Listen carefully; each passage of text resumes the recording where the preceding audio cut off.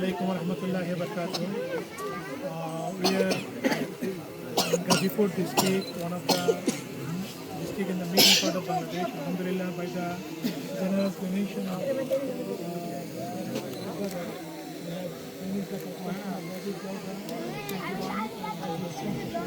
we would like to thank the donor for his generous donation and the executives of WAMI headquarters from Riyadh and all the executives of WAMI in Dhaka office and the local people for their kind cooperation to complete this project. Alhamdulillah, the total area of the construction is almost 150 meters square and there is ablution facility and toilet, washroom, other things.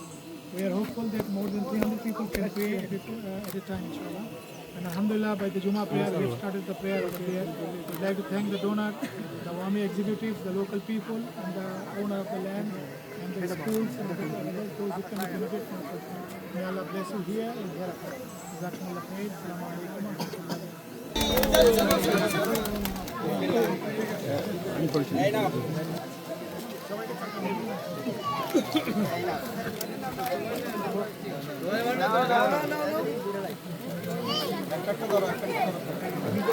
আজকে এসে এত সুন্দর আয়োজনে শরীক হয়েছেন, তাদের জন্য আল্লাহ তাআলা জান্নাতে ঘর তৈরি করে দিন।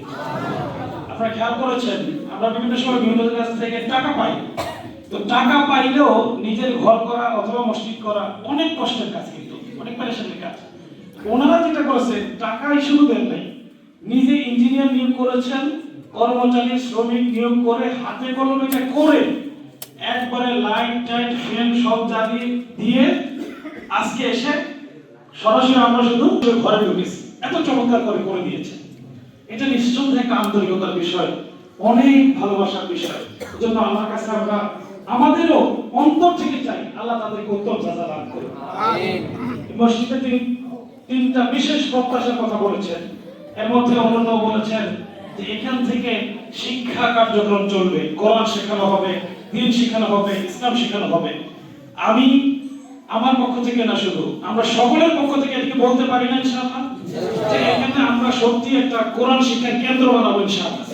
আপনাদের সন্তান, আপনাদের নাতি, ভাই, ভাতিজা এখানে নিয়মিত আসবে। আমাদের একটা ফুরকানিয়া মাদ্রাসা আছে, ফুরকানিয়া মাদ্রাসার পাশাপাশি এখানে কিছু বই থাকবে।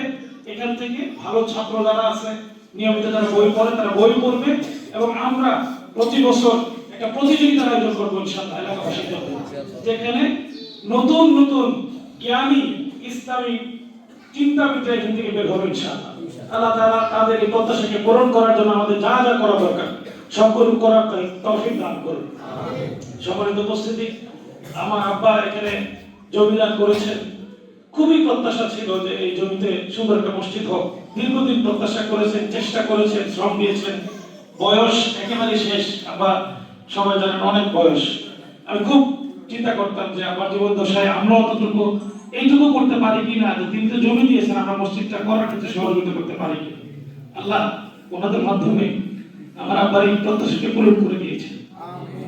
আল্লাহ তাআলা, আমি জানি না, নিঃসন্দেহে বিশেষভাবে আব্বাও তাদের জন্য দোয়া করবেন, আবার জন্য দোয়া করবেন, সকলের জন্য দোয়া আছে। আমার কথা শেষ করছি। আসসালামু আলাইকুম। শামুন নাশা ফি ইবাদাতিল্লাহ, সেই যুবক যে তার যৌবন কালটাকে আল্লাহর রাস্তায় ব্যয় করেছে, তাকে আল্লাহ কি করবেন? আরশের ছায়ার নিচে স্থান দেবেন। 3 নম্বরে বলা ব্যক্তি যারা শুধুমাত্র আল্লাহর জন্য পরস্পর মিলিত হয়, আল্লাহর জন্য পৃথক হয়। এই যে আপনারা এখানে মসজিদে আসতেছেন, আসার সময় আপনার ভাতিজাকে ডেকে নিয়ে আসেন, আর সে এই বলে প্রত্যাখ্যান করেছে, ফাকালা ইন্নী আখাফুল্লাহ, আমি কাকে ভয় পাই?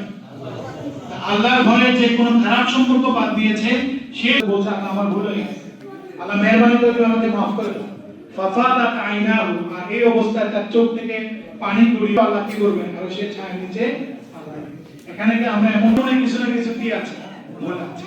এখন যদি আল্লাহর কাছে আমি এটা বলি, আল্লাহ মেহেরবানি করে আমার ভুলকে মাফ করে দাও, তাহলে আল্লাহ সূরা ফুরকান আনহুম সাইয়্যাতিহিম হাসানাত, আল্লাহ তার আগের গুনাহগুলোকে সওয়াব দ্বারা পরিবর্তন করে দেন।